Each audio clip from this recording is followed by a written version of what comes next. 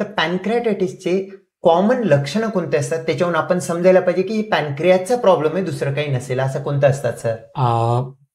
खरं सांगायचं ते असं नाहीये काही. Commonly the commonest symptom is pain. आम्ही त्याला पोस्ट प्रँडियल पेन म्हणून, खाल्ल्यानंतर पोट दुखायला लागतं. ते पोट साधारण आम्ही त्याला एपिगॅस्ट्रिक किंवा वरच्या भागामध्ये ते पोट दुखायला लागतं.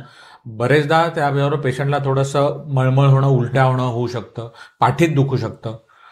जर सिव्हिरिटी थोडी जास्त असेल तर पेशंटला ताप येतो. ही सगळी तशी ही लक्षणं असंख्य आजारात दिसतात. पण जर तुम्ही असं म्हटलात की मी समजा काल अल्कोहोल पार्टी झाली आणि आज दुखायला लागलं, तर मग then you can correlate to that pancreatitis. पण असं स्पेसिफिक हा आजार झाला की पॅनक्रियाटायटिस झाला असं नाही. फक्त इतकंच आहे की वेदना खूप अतिशय तीव्र असतात. जर का त्या वेदना बरीच जास्ती असते. इव्हन साधं पित्त झाल्यामुळे सुद्धा अशाच प्रकारे दुखू शकतं. पण पित्तामुळे झालेला पेन, त्याची तीव्रता किंवा सिव्हिरिटी आणि पॅनक्रियाटायटिसची सिव्हिरिटी ही बऱ्यापैकी बराच फरक असतो.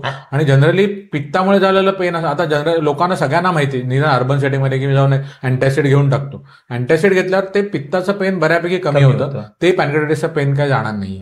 तर ते थोडंसं आहे. मे बी साधारण एक 8 तास किंवा 15 तासापेक्षा जास्ती वेळ पेन राहिलं अँटॅसिड वगैरे घेऊन, then you should have that suspicion in your mind. आणि मोस्ट ऑफ द टाइम मध्ये पॅनक्रियाटायटिसचा पेशंट घरी बसूच शकत नाही, हॉस्पिटलला रिचच होतो.